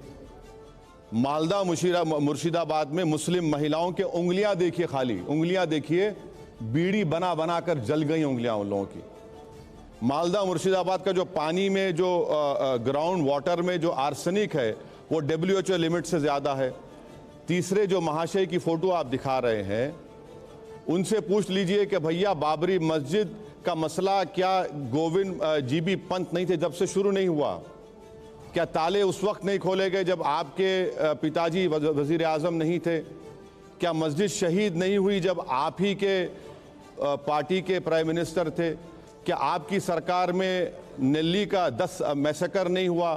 क्या आप ही के सरकार में मुरादाबाद में, ये लोग आप जानते नहीं, 1986 में ईद के दिन 350 मुसलमानों को गोली मार दी गई मुरादाबाद में, आप ही की सरकार थी। अब बहन जी की बात है, बहन जी की मैं इन तीनों से ज़्यादा इज्जत करता हूँ, इसलिए कि वो जो मुखालिफत पॉलिटिकल है मेरी, मगर उन्होंने जो मुख्यमंत्री बनी और दलितों को एक पॉलिटिकल आइडेंटिटी दिलाई, ताकत दिलाई, मगर अफसोस है बहन जी ने भी एक डेफिनेट स्टैंड नहीं लिया बात चीज़ों के ऊपर, इसीलिए आज वो कमज़ोर हो रही है। जिस दिन बहन जी एक डेफिनेट स्टैंड लेंगे उत्तर प्रदेश में, उनको फ़ायदा होगा। लेकिन आपकी बातों से लग रहा है कि आप मायावती जी को ही चुन रहे हैं। थोड़ी सी तारीफ जो आपने की उन्हीं की क्या ये पॉलिटिकल मैसेज है? नहीं, देखिए, तारीफ करना असदुद्दीन ओवैसी की फितरत में नहीं है। मैं सिर्फ सच्चाई को बयान कर रहा हूं। तारीफ वो लोग करते हैं, आज के माहौल में तारीफ वही लोग करते हैं जो गुलाम होते हैं। तारीफ वही लोग करते हैं जो डर जाते हैं या अपना मफाद हासिल करने के लिए, या कोई पोस्ट चाहिए उनको, किसी को वाइस चांसलर बनना है, किसी को गवर्नर बनना है, किसी को वो बॉडी का वो चाहिए, वो लोग तारीफ करते हैं। ठीक है, मेरा काम नहीं है। खैर, एक बार जोरदार तालियां हो जाएं। अगले सवाल से पहले अब आपको एक ही चुनना है। तस्वीर में दिखा रहा हूं, जरा प्ले ऑन करिए इसको। यहां पर बेहतर प्रधानमंत्री कौन, वाजपेयी जी, मनमोहन सिंह जी या नरेंद्र मोदी जी? एक सर, अगर एक चुनना पड़े तो आपको। देखिए, डॉक्टर मनमोहन सिंह साहब की हमने तायीद की थी 2004 से 2012 तक। उनका पहला टर्म बहुत अच्छा था डॉक्टर मनमोहन सिंह साहब का, मगर सेकेंड टर्म में जो तकालीफ का दौर शुरू हुआ, जो गलतियों का दौर शुरू हुआ, और उसका खैमियाजा आज हमको भुगतना पड़ रहा है कि वो सेकेंड टर्म की वजह से 14 में बीजेपी को फ़ायदा हुआ। तो ये बात बिल्कुल सही है कि पहला टर्म, मैं अपनी राजनीति में देखा हूँ एज MP बनकर, तो डॉक्टर मनमोहन सिंह को पहले प्राइम मिनिस्टर के तौर पर हम पार्लियामेंट में गए, देखे, पहला टर्म उनका बहुत अच्छा था। ठीक है। अब देश के प्रधानमंत्री तो मोदी साहब हैं। अब यहाँ पर तो ऐसा है ना कि ये गलती कर ही नहीं सकते, कुछ गलती हो ही नहीं सकती। जब वाजपेयी साहब जब वजीर आज़म थे तो एक ब्रिक्स की रिपोर्ट आई थी, ब्रिक्स गोल्डमैन सैक्स की रिपोर्ट थी, 2003 की बात है, जिसमें उस गोल्डमैन सैक्स की रिपोर्ट में कहा गया था कि भारत 10 साल के अंदर दूसरी या तीसरी बड़ी इकॉनमी बनेगा। आज भारत की इकोनॉमी हम अमेरिका ऊपर है, चाइना है, जर्मनी, जापान है, जर्मनी और भारत 5वें नंबर पर है। तो ये जो बातें की जाती है ना कि 5 ट्रिलियन नहीं, अभी हमारी 3.7 ट्रिलियन है। तो हम ये बात आपको समझने की जरूरत है। अब मुझे एक अगला सवाल जो है, ये आखिरी सवाल है, प्ले ऑन करिए जो हमारा अगला सवाल है। उसके पहले, भारत का नायक कौन, छत्रपति शिवाजी महाराज या फिर औरंगजेब? बड़ा सवाल है ये। भारत का क्या कहा आपने? भारत का नायक कौन? अच्छा, ये उस आजादी हमको कब मिली? हम लोकतंत्र मुल्क कब बने? हमारे पास कॉन्स्टिट्यूशन कब आया? कॉन्स्टिट्यूशन हमारे चलिए, मैं सवाल थोड़ा देखिए चेंज देखिए करता हूं। सर, सुनिए, हमारे पास कॉन्स्टिट्यूशन कब आया? कॉन्स्टिट्यूशन हमने 1950 में अपने आप को दिया। आज़ादी हमको मिली 15 अगस्त 47 को। तो अब प्रॉब्लम आप लोगों में यह है कि आप इन नौजवान बच्चों को 400 साल पीछे ले जाना चाहते हैं। मैं आपसे कह रहा हूं कि भैया, ये जो इस देश का जो डेमोग्राफिक डिविडेंड है ना, जो किसी विश्व के देश में नहीं है, हमारी आबादी 28 साल की 50% है और ये डेमोग्राफिक डिविडेंड 2040 तक रहेगा। अगर हम इसको इस्तेमाल करेंगे तो भारत सुपर पावर बनेगा। सवाल ये है, सुनिए, सवाल है, एक मिनट ओवैसी साहब, एक मिनट, ये बच्चे किसको रोल मॉडल माने अगर इन दोनों की बात हो तो? मैं आपके सवाल का जवाब दे रहा हूं और आपके सवाल का एक जवाब ये भी देता हूं कि छत्रपति शिवाजी महाराज मुसलमानों के कभी खिलाफ नहीं थे। ये आरएसएस और बीजेपी बोलती है। छत्रपति शिवाजी महाराज जब कल्याण पे कामयाबी हासिल की और कल्याण के नवाब की बहू उनके सामने पेश की गई, तो छत्रपति शिवाजी ने कहा कि ये इसको मैं देखना पसंद नहीं करूंगा, उसको इज्जत के साथ इसको वापस कर दिया जाए। छत्रपति शिवाजी जब आगरा की किले से भागे थे, उनके साथ मुसलमान था। छत्रपति शिवाजी का जो नेवी का चीफ था वो मुसलमान था। छत्रपति शिवाजी का जो टैंक्स आर्टिलरी का चीफ था वो मुसलमान था। छत्रपति शिवाजी के दादा एक सूफी बुजुर्ग के पास जाते थे। क्या इन बच्चों का ये देखिए, ये ज्ञान दे रहा हूं सबको, आपको भी। नहीं, लेकिन आप लाकर ये बता रहे हैं। लेकिन मुझे एक बात बताइए। नहीं, देखिए, आप लाकर ये बता रहे हैं कि आप पसंद करो कौन है। भाई साहब, देश आजाद होने के बाद देश चलेगा तो संविधान से चलेगा। उस जमाने में कोई संविधान नहीं था। उस जमाने में संविधान नहीं था। राजाएं थे, बादशाह थे, उनका अलग था मामला। अब देश आजाद हुआ है 200 साल की अंग्रेजों की गुलामी के बाद, जिसमें हम सब ने, हमारे बुजुर्गों ने अपना खून पसीना जब मैंने आपसे शरीयत और संविधान का सवाल पूछा तो तब आपने जवाब भी नहीं दिया मुझे। हाँ, जब मैंने आपसे शरीयत और संविधान का सवाल पूछा था तो आपने मुझे जवाब ही नहीं दिया। नहीं, आपको अभी दे देता हूं, अभी दे देता हूं। फिर से लगा दिया सवाल। आपने बहुत अच्छा सवाल किया। सुनिए, जब संविधान बना ना 1950 में, 1937 एक्ट, 1949 एक्ट के बारे में बाबा साहब अंबेडकर ने नहीं कहा कि निकाल दो इसको। के.एम. मुंशी ने नहीं कहा निकाल दो इसको। तो संविधान हमने बनाया, संविधान में हमने कहा कि आपको फ्रीडम ऑफ रिलीजन है। संविधान हमने बनाया और कहा कि तुम सिख रहो, अपने मजहब पर रहो, तुम मुसलमान रहो, इस्लाम पर रहो, तुम बुद्ध हो तो बुद्ध मजहब पर रहो, तुम किसी खुदा को नहीं मानते तो भी कोई बात नहीं। ये भारत है। नहीं तो फिर इसको क्या हमने बनाया। मगर बीजेपी ये करना चाहती है। नहीं, लेकिन मैं आपसे पूछ रहा हूं, अभी बीजेपी का नहीं सवाल पूछ रहा हूं। मैं पूछ रहा हूं, आपके लिए संविधान है या शरीयत है? आपके लिए संविधान है या शरीयत है सर? हैं? संविधान या शरीयत? आपको संविधान चुनना है या शरीयत चुनना है? संविधान ही आपको फ्रीडम ऑफ रिलीजन देता है। संविधान ही आपको आर्टिकल 25 देता है, 26 देता है, 29 देता है, सुन लीजिए, 29 देता है, राइट टू इक्वालिटी देता है, राइट टू लाइफ देता है, ठीक है, आर्टिकल 19 देता है। अब ये प्रॉब्लम टीवी के एंकर से ये है कि मुसलमान देखते कि उनको मेरी वफादारी पर शक हो जाता है। नहीं, मुझे कोई शक नहीं। नहीं, सुनिए, मुझे कोई शक नहीं। अंडमान में सबसे पहला कैदी कौन गया था? उसका नाम मौलवी इस्माइल था। वो हैदराबाद से गए थे, सबसे पहला जाने वाला मुसलमान। अब अगर आज मौलवी इस्माइल यहां पर आ जाएंगे तो उनसे सवाल करेंगे आप ये? ठीक है, अब उस विषय पे आता हूं। वैसे उससे पहले एक जोरदार तालियां हो जाए जो अभी तक उन्होंने जवाब दिया। अब एक विषय है ओवैसी साहब जिस पर हर कोई आपका रिएक्शन, हर कोई ये जानना चाहता है कि आपका व्यू पॉइंट क्या है। वो है यूसीसी, यूनिफॉर्म सिविल कोड। साफ और सीधे शब्दों में मैं आपसे जानना चाहता हूं, अगर भारत एक देश है, क्या एक विधान होना चाहिए यहां पर? इस पर आपको क्या दिक्कत है, आपकी क्या राय?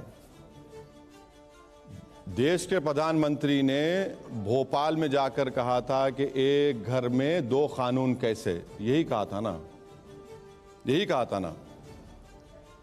Article 371 A, B, C, D, E, F, G, H 2 कानून हो गए। आप में से कोई भी यहां से दिल्ली से निकलकर अरुणाचल प्रदेश नहीं जा सकता, आपको परमिट लेना पड़ता है। 2 कानून हो गए। मैं बहैसियत मुसलमान हिंदू अनडिवाइडेड फैमिली के टैक्स रिबेट मुझे नहीं मिलते क्योंकि मैं हिंदू नहीं हूं, 2 कानून हो गए। चौथी बात यह है कि ये देश विभिन्नताओं पर बना हुआ है। हम अपने प्लुरलिज्म को सेलिब्रेट करते, उसको हेट नहीं करते। 5वीं बात यह है कि एक घर में 2 कानून कैसे। देश के प्रधानमंत्री आपको दूसरी तरफ लेके चले गए। सीआरपीसी का हमने कितने बार अमेंडमेंट किया, आईपीसी का कितने बार अमेंडमेंट किया। अभी हालिया दिनों में उत्तर प्रदेश में एंटिसिपेटरी बेल का प्रोविजन दिया गया, पहले नहीं था। और एक बात, अब आप ये भी देख लीजिए कि एक घर में 2 कानून की बात करते हैं। संविधान में एक कंकरेंट लिस्ट है, एक स्टेट लिस्ट है। कंकरेंट लिस्ट में गवर्नमेंट ऑफ इंडिया भी कानून बना सकती है, स्टेट भी बना सकता है। स्टेट लिस्ट में सरकार नहीं, यूनियन गवर्नमेंट ऑफ इंडिया नहीं बना सकता। अब आप आ जाइए आपके मुद्दे पर। मैं ये लाया था कागज, मुझे मालूम था कि आपका फेवरेट सब्जेक्ट है ये। अब आप बताइए, Hindu marriage act section 5 subsection 4(5) में ये कहा गया कि हिंदू रिलीजन में सपिंडा रिलेशन होगा। बाप की तरफ से 7 पीढ़ी, मां की तरफ से 5 पीढ़ी में शादी नहीं हो सकती। मगर उसमें आपने एक एक्सेप्शन का अवॉर्ड कर दिया, अगर कस्टम और यूसेज है तो। 2 कानून हो गए। फिर आपने सेक्शन 7 हिंदू मैरिज एक्ट में कह दिया कि हिंदू रस्मों रिवाज से शादी होगी, अगर कस्टम है तो कस्टम से भी हो जाएगी। फिर आपने सेक्शन 2 में शेड्यूल्ड ट्राइब्स को हिंदू मैरिज एक्ट से एग्जाम दे दिया, 2 कानून हो गए। फिर आपने तमिलनाडु में Hindu marriage act, Tamil Nadu amendment act 1967 में यह कहा कि सूय मर्यादाई और सितरुतुराती में वहां अलग होगी, 2 कानून हो गए। हिंदू सक्सेशन एक्ट में आपने 2 कानून पैदा कर दिए। अच्छा, section 6 devolution of interest HUF का जिक्र मैंने कर दिया। फिर आपने हिंदू माइनॉरिटी गार्डियनशिप एक्ट में आपने 2 कानून बना दिए। फिर आपने सिखों के लिए आनंद मैरिज एक्ट 2012 में बनाया, उसमें 2 कानून बन गए। फिर हमने सुनिए 2 कानून, 2 अरे बहुत एग्जाम, 2 कानून खाली शॉर्ट में बोल रहा हूं, वरना तो 1 घंटा बोल सकता हूं। छोटा नागपुर, झारखंड में छोटा नागपुर टेनेंसी एक्ट है 1908 का, आदिवासियों की जमीन का प्रोटेक्शन का एक्ट। फिर संथाल परगनास टेनेंसी एक्ट है 1949 झारखंड में, हमने 2 कानून बना दिए। सर यही तो सवाल है कि ये सब खत्म हो जाएगा ना जब वो आएगा तो। पप्पा जी ने आपको फोन करके कहा था क्या बंद कर दे, निकाल देंगे? हैं, क्या बात कर रहे हैं, खत्म कर देंगे आप प्रधानमंत्री मणिपुर का नाम नहीं ले सकते? आपको मालूम कि नॉर्थ ईस्ट में महिलाएं पॉलिएंड्री करती हैं, एक महिला के 4 शौहर या 5। लेकिन मुझे एक बात, अरे सुनिए, एक मिनट सर, एक क्लैरिटी चाहिए। सर एक क्लैरिटी बता दीजिए, क्या आपको लगता है कि एक कानून में ये सब खत्म नहीं होगा? मैं ये जानना चाह रहा हूं। सर सुन तो लीजिए ना, मेरा आप फ्लो ऑफ थॉट को रोकिए। तो नॉर्थ ईस्ट में ये कानून है, हम उनके कल्चर को कुछ नहीं कर सकते। अच्छा, नॉर्थ ईस्ट में 1.5 करोड़ ट्राइबल हैं, भारत में 9 करोड़ हैं, माने नॉर्थ ईस्ट को छोड़कर 11.5 करोड़ ट्राइबल्स हैं। आप बात ही नहीं करते ट्राइबल्स के ऊपर, ट्राइबल्स के ऊपर बात क्यों नहीं करते आप लोग? मैं इनके खिलाफ, इन चीजों के खिलाफ नहीं हूं, ये हमारा कस्टम है, हमारा ट्रेडिशंस है, ये देश की खूबसूरती है।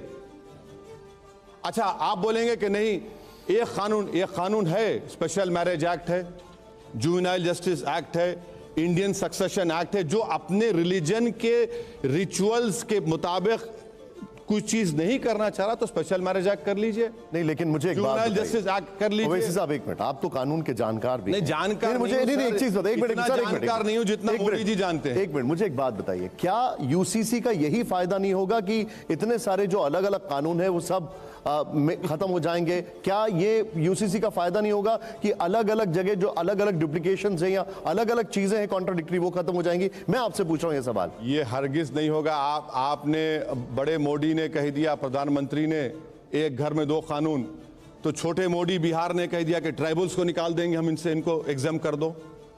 अमित शाह साहब से मिलने नागालैंड के लोग गए तो बोले नहीं, हम बोलेंगे लॉ कमीशन को, ट्राइबल को अलग कर देंगे। निशाने अब किसका है? यहां पर निशाना सिर्फ मुसलमान को बनाया जा रहा है। और याद रखिए, अगर आप ऐसा कोई कानून बनाएंगे जो सिर्फ मुसलमानों को टारगेट करेगा तो वो फंडामेंटल राइट का पूरा वायलेशन होगा। आर्टिकल 14 का वायलेशन होगा, इक्वालिटी का। आर्टिकल 21 लाइफ का वायलेशन होगा। आर्टिकल 15 का वायलेशन होगा। डिस्क्रिमिनेशन कर रहे हैं आप। मेरा सवाल है ये, आदिवासियों का आपने जिक्र किया, क्या उसके लिए ग्रुप ऑफ मिनिस्टर्स नहीं बनाया गया है? क्या लॉ कमीशन उसके लिए सुझाव नहीं मान रहा है? ऑफिशियल तौर पर किरण रिजिजू को बनाया गया है। अगर ऑफिशियली अनाउंस करिए, नोटिफिकेशन जारी करिए, हम भी जाएंगे उसमें। अनऑफिशियल बनाया, मैं देखा हूं, पढ़ा हूं। It is an unofficial group of ministers group है वो। लेकिन लॉ कमीशन तो हर एक से सुझाव मांग रहा है सर। अच्छा, लॉ कमीशन होता है ना, लॉ कमीशन 21वां लॉ कमीशन में जस्टिस चौहान ने बात कही कि अगर यूनिफॉर्मिटी के नाम पर अगर किसी को थोपा जाएगा तो भारत की टेरिटोरियल इंटीग्रिटी को थ्रेट होगा। अब आप सुनिए, अगर हम ये बात बोलते तो बोले ओवैसी दंगे कराना चाहता है, ओवैसी देशद्रोही है। चौहान साहब ने कहा, और चौहान साहब ने पैराग्राफ नंबर 2.92 उनकी रिपोर्ट पढ़िए, जिसमें जाकर उन्होंने कहा कि the least polygamy is among the Indian Muslims. Least polygamy 2.92 paragraph. अब एक लॉ कमीशन एक बात कहता है तो मोदी जी को यह दिखा कि भाई ये तो मेरे स्क्रिप्ट के मुताबिक नहीं लिखा है, तो उन्होंने कहा कि अब और एक को बिठाते हैं, और वो ओपिनियन दो बोल रहे। कम से कम 21वां लॉ कमीशन तो एक वर्किंग पेपर दिया था। अब लॉ कमीशन भिजा रहे हैं, सब भिजा रहे हैं। आपने क्या सजेशन दिया है लॉ कमीशन को? यही जितने बातें हमने आपसे कही हैं, हमने उनसे यह भी कहा है कि भाई साहब, हम अपने कानून के मुताबिक, अपने कुरान और सुन्नत के मुताबिक अपनी जिंदगी गुजारना चाहते हैं। मैं तो आपको आप ये देखिए, आप ये नहीं कह सकते कि ये समुदाय का अच्छा है तो मैं इस पे थोप दूंगा।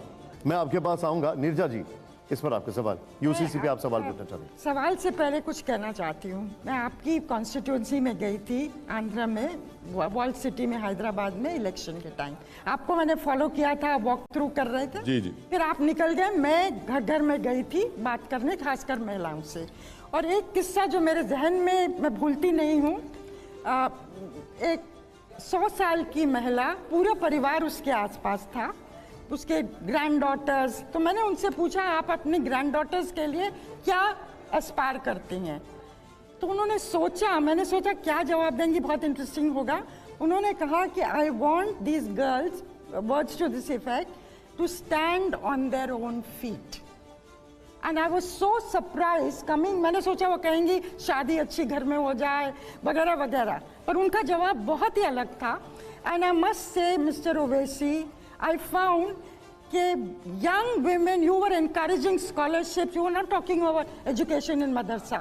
You were giving scholarships for these women, to young girls, to go abroad to the best of institutions so that they could be educated.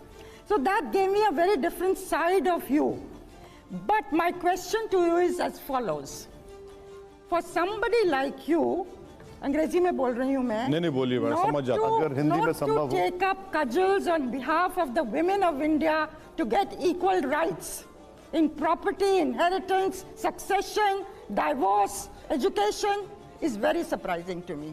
Why customs अपनी जगह है, diversity अपनी जगह है, and that must be maintained. That is the rich tapestry of India. Hindu marriage act में जो divorce होता है, एडल्ट्री के ऊपर, क्रूरल्टी। हिंदू मत जाइए, ये हिंदू, मुस्लिम, क्रिश्चियन सबके लिए है। नहीं, सुन तो लीजिए आप, मैं आपको कानून बोल रहा हूँ। ये प्रेजेंट लॉ है, ये लॉ है ये।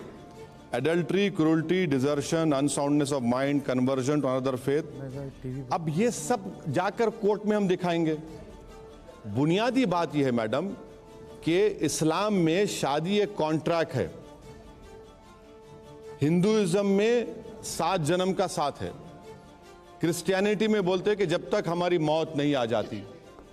अब जब मेरे धर्म में ये कॉन्ट्रैक्ट है, आप हिंदुइज्म में 7 जन्म का साथ है, मैं अपना रिलीजन क्यों छोड़ूंगा?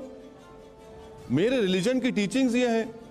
लेकिन कॉन्स्टिट्यूशन नहीं कॉन्स्टिट्यूशन रिलीजन के बीच भी कॉन्फ्लिक्ट हो सकता है। नहीं हो सकता, नहीं हो सकता। बिल्कुल हो सकता है सर। नहीं हो सकता। सुनिए, मैं क्यों नहीं हो सकता बोल रहा हूं, क्यों नहीं हो सकता बोल रहा हूं, क्यों नहीं हो सकता बोल रहा हूं। आर्टिकल 29, आर्टिकल 26, आर्टिकल 25 और राइट टू इक्वालिटी।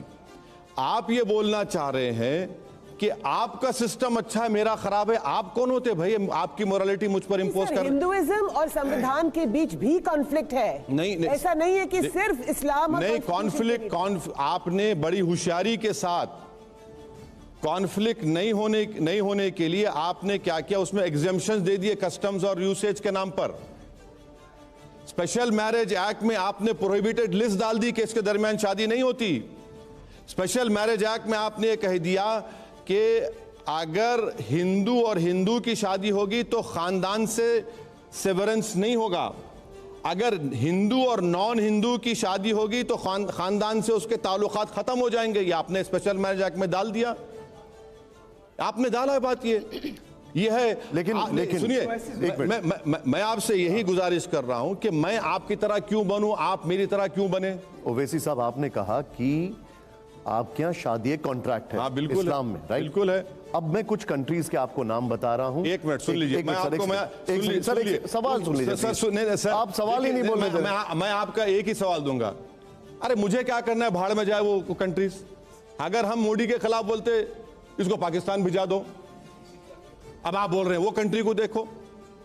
इस देश के प्रधानमंत्री को आपने इस्लाम का हवाला दिया, इसलिए मैं इस्लामिक कंट्रीज का एग्जांपल दे रहा हूं। सर, कोई इस्लामिक कंट्री दुनिया में नहीं है, सब मुस्लिम कंट्रीज है, इस्लामिक कंट्री कोई भी नहीं है, वो अलग बहस है। ठीक है। हमारे प्रधानमंत्री को भारत के मुसलमानों से ज्यादा मिडिल ईस्ट के शेखों से मोहब्बत है। ये हबीबी बोल के मिल लेते हैं उनसे। हम क्या करेंगे उसका, अब हम क्या करेंगे उसका, बताइए। उसका जिम्मेदार मैं थोड़ी हूं। अब मेरा आपसे जो अगला सवाल है वो ये है कि जब ट्रिपल तलाक की बात आ रही थी तो बहुत सारी चीजें आई। अब एक आंकड़ा है, वो आंकड़ा ये कहता है कि कानून बुरी तरह फंस गए भी आप, क्योंकि आप मुझे आंकड़े में फंसाएंगे, मैं जानता हूं। फंस गए बुरी तरह। कानून के बाद इसके जो ट्रिपल तलाक के बाद जो कानून आया है, मुसलमानों के तलाक में जो दर है उसमें करीब 96% की गिरावट आई है। चलिए थाली मारिए। अब सुनिए, अब दोबारा थाली नहीं मारेंगे आप सोचने में मजबूर करूंगा मैं आपको। आपने कहा कि डिवोर्स में कमी आ गई कानून बनने के बाद। आपको जानकर हैरत होगी, इस देश में अगर कोई पति अपनी पत्नी से विवाह करने के बाद उसको भगा देता है, वो क्रिमिनल नहीं है, वो क्रिमिनल नहीं है। और जो 3 बार कहता है वो क्रिमिनल है। माने आपने इस मुसलमान को तो क्रिमिनल बना दिया, मगर वो पति जो अपनी बीवी को बीवी है, डिवोर्स नहीं हुआ ना सेपरेशन हुआ, उस पर कानून नहीं बनाया आपने। दूसरी बात, उसको क्रिमिनल बनाना चाहिए था, तो महिलाओं से मोहब्बत ये हुई। दूसरी बात, जिस आप मेरे तीनों स्पीचेस को उठाकर देखिए ट्रिपल तलाक के ऊपर, मैंने कहा यह कानून बनेगा तो मुस्लिम महिलाओं पर बहुत बड़ी नाइंसाफी होगी। हो रहा क्या अभी मुस्लिम सोसाइटीज में, ट्रिपल तलाक कोई नहीं कह रहा है, उन मुस्लिम लेडीज को भगा रहे हैं, डिजर्ट कर रहे हैं, डिजर्शन बढ़ रहा है, इसीलिए डिवोर्स कम हो गया। अच्छा, इस कानून की खूबसूरती यह है कि नरेंद्र मोदी ने, लॉर्ड डेनिंग भी शर्मा जाएंगे जो कानून बनाया गया था। भारत के प्रधानमंत्री ने ऐसा कानून बनाया कि बर्डन ऑफ प्रूफ महिला पर डाल दिया। अगर कि कोई घर में उस महिला को वो बदमाश किस्म का उसका हस्बैंड 3 बार तलाक बोलेगा, तो कोर्ट में उसको जाकर प्रूफ करना पड़ेगा। किसको, कौन आकर उसकी ताईद में खड़े होगा, बताइए। अच्छा, इस कानून में सिर्फ मुसलमानों को 2 या 3 साल की सजा है, दूसरे समुदाय के लोगों को 1 साल की सजा है। अच्छा, हैरत अंगेज बात यह है कि ये शादी टूटती नहीं है ट्रिपल तलाक के बाद भी, और कोर्ट अगर उसको सजा दे दिया 2 साल के लिए, आप तमाम महिला हैं, आप क्यों रहना चाहेंगे शादी में उससे? आपको तो नया स्टार्ट लेना है ना। मगर मोदी साहब ने कहा कि नहीं, छोड़ना नहीं, तो कोर्ट में सजा होगी, और जो 2-3 साल के बाद जब वो दीवाना पागल निकलेगा तो मोदी जी कह रहे हैं कि मेरी बहन, मैं तुम्हारा भाई हूं, तुम जेल के सामने बैंड बाजा लेकर जाना और अपनी जबान से गाना कि बहाओ फूल बरसाओ मेरा महबूब आया है। रामकृपाल जी, यूसीसी पर नीरजा जी ने जो सवाल पूछा था, मैं बस केवल यह पूछ रहा हूं कि जैसा अभी आपने कहा कि लोग डिजर्व, मतलब ऐसे घर से निकाल देते हैं, अगर राइट टू प्रॉपर्टी में पुरुष और महिला, स्त्री और पुरुष की समान भागीदारी हो, जैसा कि आप कह रहे थे, तो ये बताइए कि क्या तब भी निकाल सकती? जो नीरजा जी का सवाल सिर्फ ये था कि उत्तराधिकार, महिला और पुरुष का पेरेंटल प्रॉपर्टी में बराबर का हक, कम से कम ये महिलाओं, अगर महिलाओं के बारे में इरेस्पेक्टिव, तो आप ये कह रहे हैं कि हिंदू सोसाइटी में डिवोर्स नहीं हो रहा है? नहीं, मैं ये नहीं कह रहा। सुनिए एक बात, मैं आप काउंटर करता हूं डेटा से। सबसे ज्यादा डिजर्शन, बिल्कुल आप सही कह रहे हैं सर। अरे सर, आप मैं इसीलिए आ रहा था। अरे सर सुन तो लीजिए। और भारत सरकार का डेटा है, आज की तारीख में ऐसे 28 लाख की करीब हमारे हिंदू बहनें हैं, या करीब 1 करोड़ जो शादीशुदा हैं और डिजर्टेड हैं। आपका पॉइंट 0 हो जाता है यहां पर। नहीं सर, आप सुनिए मेरी बात, सुनिए। मुसलमानों में भी है कुछ 2.5 लाख, क्रिश्चियंस में भी है। रहा सवाल प्रॉपर्टी के शेयर का, तो मैं आपसे कह रहा हूं कि एक नुआंस बात को समझिए आप। मुसलमानों में अगर किसी के पिता का डेथ हो जाता है तो आरएसएस के लोग ये बोलते हैं कि भाई उसकी बेटी को, भाई को आधा शेयर मिलता है, बेटी को क्यों नहीं मिलता? आपको समझना चाहिए कि इस्लाम में मां की जिम्मेदारी बेटे पर आती है, बीवी की जिम्मेदारी शौहर पर आती है, औलाद की जिम्मेदारी बाप पर आती है। तो इस्लाम में यह मर्द की जिम्मेदारी होती है कि अपनी मां की जिम्मेदारी, अपनी वाइफ की जिम्मेदारी, अपनी बहनों की जिम्मेदारी। इसीलिए शेर बढ़ के मिलता, इसीलिए नहीं मिलता कि यह मर्द है। अब आपको यह भी बता देना चाहता हूं कि इस्लाम में कितने जगहों पर, मैं लिखकर लाया सर, मैं माफी चाहता हूं, इस्लाम में कितने जगहों पर मुस्लिम महिलाओं को ज्यादा शेयर मिलता है? करीब 9 जगह कम मिलता है, 10 जगह बराबर मिलता है, और 17 जगह बढ़ के मिलता है। तो ये आपको बात समझने की जरूरत है। एक नुआंस चीज है, एक इक्विटी की बात होनी चाहिए। आप बोलेंगे भाई आधा शेयर क्यों नहीं मिलता, तो आप ये बताइए फिर बेटे की मां की जिम्मेदारी बेटे पर होती है, बेटी पर नहीं होती? नहीं, लेकिन एक बात इस्लाम में अगर कोई जर्नलिस्ट है, कोई डॉक्टर है, वो अपनी उसकी इनकम में शौहर का कोई हक नहीं है सिवाय ज़कात देने के। इसमें थोड़ा सा क्लैरिटी चाहिए मुझे। बोलिए। ये मैं जानना चाह रहा हूं, जैसे हिंदू परिवार हैं उसमें बेटा बेटी का समान अधिकार है, ये कहा जा रहा है। मुस्लिम परिवारों में मुस्लिम परिवारों में एक चीज कही जा रही है, वो ये कही जा रही है कि अगर घर में सपोज करिए कि किसी पिता की मृत्यु हो जाती है और घर में बेटा नहीं है, तो बेटी को अधिकार नहीं मिलेगा, वो चाचा की तरफ जाएगा। क्या ये बात सही है? वही तो हम आपको बता रहे हैं कि चाचा की भी जिम्मेदारी उसके भाई की औलाद पर आती है। नहीं, लेकिन अगर घर में बेटा नहीं है तो बेटी को नहीं मिलेगा। क्या ये बात सही है? नहीं, बेटी को मिलता है, नहीं मिलने का नहीं है, हिस्सा मिलता है, मगर चाचा की जिम्मेदारी होती है कि वो उन ऑर्फन्स का जिम्मेदारी हासिल करें। जब वो उन पे जिम्मेदारी होती है कि उनको पढ़ाए लिखाए, उनको इज्जत की जिंदगी गुजारे, उनकी शादी करवाए, और जब उस लड़की की शादी हो जाती है तो उसके शौहर की जिम्मेदारी होती है कि देखिए, थ्योरेटिकल तो ये समझ में आ रहा है, लेकिन क्या प्रैक्टिकली आपको लगता नहीं है कि वो बेटी के ऊपर जाना चाहिए, जो हेयर है वो बेटी बनना चाहिए? नहीं सर, देखिए, इस प्रॉब्लम ये है कि आप अपने हिंदुइज्म के बारे में आप ये नहीं बता रहे हैं कि आपके पास राइट टू विल है। बच्ची की शादी होती, कन्यादान कर दिए, जहेज दे दिए, जहेज जाता है दूल्हे को। राइट टू विल हिंदुइज्म में मैं कई केसेस जानता हूं, मेरे दोस्तों में बाप ने अपनी पूरी जायदाद बेटे के नाम पे कर दी।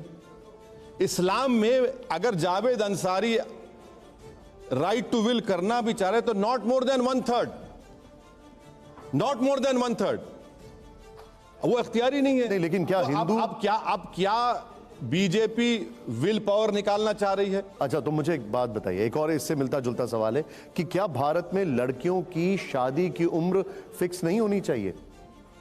अब इसका आप फिर फंस गए आप, या प्यूबर्टी ही शादी की उम्र? आप फिर फंस गए। अच्छा, दोनों भी सवाल जवाब देता हूं आप। ठीक है। देखिए, हिंदू धर्म के लिहाज से आप शादी 18 साल में लड़की करना है, उससे पहले नहीं कर सकते। आपने कानून बना दिया, मगर आपने क्या कहा? लफ्ज वॉइड कहा, मैरिज इज वॉइड। मैरिज तो रहेगी मगर वॉइड है। दूसरा, गवर्नमेंट ऑफ इंडिया का डेटा है कि 86% ऑफ चाइल्ड मैरिजेस हिंदुइज्म में हुई हैं। 2,20,00,000 चाइल्ड मैरिजेस में हिंदुइज्म 86% है, मुसलमानों में 11%। और मुसलमानों में प्यूबरिटी में शादी हो सकती है। यहां पर आपने कानून बना दिया। इसीलिए आपने शुरुआत में सवाल किया था कि क्या कानून से हम सोसाइटी में रिफॉर्म ला सकते? थोड़ा बहुत ला सकते, मगर जब आप अंदर से चेंज होंगे तो कानून को कबूल भी करेंगे ना। लेकिन सर, अभी तक तो जो सुनाई में यही दे रहा है जो आप ये कह रहे हैं कि कानून अपनी जगह है, but society must reform on its own. Society को नहीं, देखिए हम sir, but you have to agree कि जो औरतें हैं, चाहे इस्लाम में हो, जैनिज्म, बुद्धिज्म, हिंदू, जहां पर भी हो, they must have equal rights, whether it's in marriage, whether it's in triple talaq, whether it's halala. Halala is an issue that is a big issue. Madam देखिए, सेमनेस का मतलब इक्वालिटी नहीं हो सकता। ठीक है, सही है, सही है, सेमनेस का मतलब इक्वालिटी नहीं हो सकता। अब रहा साल हलाला का, हलाला तो खत्म हो गया सुप्रीम कोर्ट के फैसले के बाद और ट्रिपल तलाक के बाद खत्म हो गया। वो उसकी हैसियत ही नहीं है, उसकी हैसियत ही नहीं है। तो सुप्रीम कोर्ट ने कानून बनाया तभी खत्म हुआ। देखिए, पहले भी नहीं था, होता था होगा एक जगह पर, उसको सब it was blown out of proportion. तीसरी बात यह है कि आपके डिवोर्स लॉ मैं क्यों एक्सेप्ट करूंगा भाई? आपको मालूम कि जब शादी होती है मुस्लिम लड़की की तो उसको महर मिलता है, शौहर के फाइनेंशियल इनकम की उसके ऊपर। आप महर का चल डालेंगे क्या महर उसमें? आप, मैं यही तो कह रहा हूं भाई, आप अपनी मेजॉरिटेरियन मोरालिटी को सच मानकर मुझ पर मत थोपिए। आप मत करिए काम वो। ये देश की प्लुरलिज्म को, डाइवर्सिटी को समझिए। हमने पुट्टू स्वामी जजमेंट के बाद सुप्रीम कोर्ट ने कह दिया कि फंडामेंटल राइट्स में राइट टू चॉइस है। आज भारत में लिव इन रिलेशनशिप हो सकती है, लिव इन रिलेशनशिप हो सकती है, लीगल कर दिया आपने। आप सुप्रीम कोर्ट ये तय करेगा कि 2 बायोलॉजिकल मर्द में शादी हो सकती, 2 बायोलॉजिकल वुमन में शादी हो सकती, नहीं हो सकती। डिबेट वहां पर जा रही है, आप मुल्ला जी के पीछे पड़े हैं। नहीं, मुझे समझ में नहीं आ रहा। लिव इन रिलेशनशिप को आपने अलाउ कर दिया, 377 को बर्खास्त हो गया। हाँ, पॉलीएंड्री देश में चल रही है, ट्राइबल वुमेन के बारे में कोई बात नहीं करता। नहीं वो प्रोटेक्टेड है। अरे भाई, तो फिर यूनिफॉर्म कैसा होगा? आपने अपने कस्टम्स को एक्सेप्शन देकर प्रोटेक्ट कर लिया। स्पेशल मैरिज एक्ट में भी आपने अपने कस्टम्स को उसमें प्रोहिबिटेड लिस्ट में डाल दिया मैरिजेस की। ठीक है, अब मैं वापस 2024 की राजनीति पर आता हूं। अब बस से जाना भी थोड़ा सा, बस एक लास्ट कुछ सवाल है मेरे आपसे, और मैं आपको दिखाना चाहूंगा जब विपक्षी एकता हुई और एनडीए यूपीए/इंडिया की बैठक हुई तो आपको जो नहीं बुलाया गया, कुछ बयान आपने यहां पर दिए। एक बयान में आप ऐसा बोल रहे हैं जैसा मेरे ससुर ने मुझे नहीं बुलाया घर में दावत में। ओके, मुझे क्या करना है? मैं विपक्षी नहीं बुलाया, मुबारक हो, मुझे क्या करना है? चलिए, मैं एक आपका बयान घर चला जाऊंगा। ठीक है, दिखाइए, एक बार प्ले ऑन करिए। 50 साल के हो गए, अब बोल रहे मेरे को सर्दी से डर नहीं लगता। 50 साल में कोई बोलता मैं सर्दी को मार दिया, हाँ? अपना नाम लेके बोले मैं उसको मार दिया। क्या बोले? मैं उसको मार दिया, मैं वो है ही नहीं। फिर तू क्या है? फिर जिन है? मैं आपसे ये जानना चाहूंगा, अगर आप ऐसे बयान देंगे तो कैसे मतलब तालमेल होगा, कैसे आपका विपक्ष के साथ एक साथ आ पाएंगे जब राहुल गांधी वहां पर फोरफ्रंट पर दिखाई दे रहे हैं? क्या करूं, ऑर्केस्ट्रा पार्टी बन जाऊं, हारमोनियम लेके नाचूं, क्या करूं?